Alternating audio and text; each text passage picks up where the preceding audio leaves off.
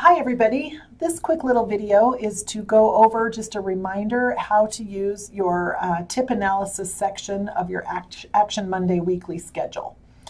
So in this top section, in your summary of last week, you're going to be keeping track of several things, last week measures in your business to see how you're doing, but a very important part of that is keeping track of your time.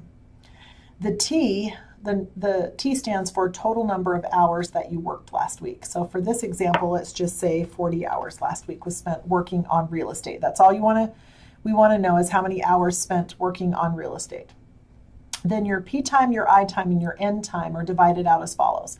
P stands for productive time, meaning face-to-face with a real potential buyer or seller, because that's ultimately how you get paid. So for purposes of productivity, we consider that your most productive time is getting in front of a buyer or seller. So that's going to basically be translated into your appointments. I time is indirectly productive, or the time that you spend prospecting for appointments. That time is just as valuable as your P time, because without I time, you're not going to have future P time.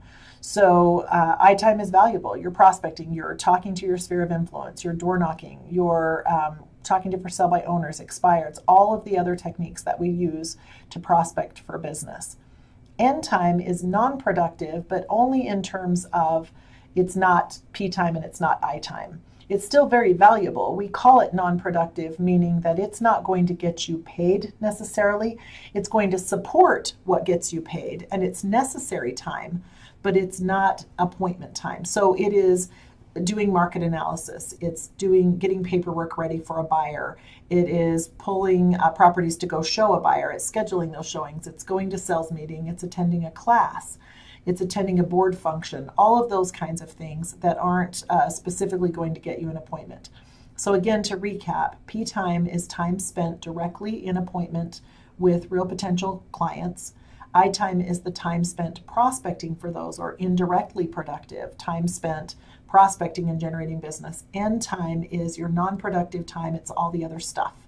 So in a perfect week, it would be great to see 33% of your time spent in appointments, 33% of your time spent prospecting, and 33% of your time spent in all the other stuff. That's the ideal perfect world.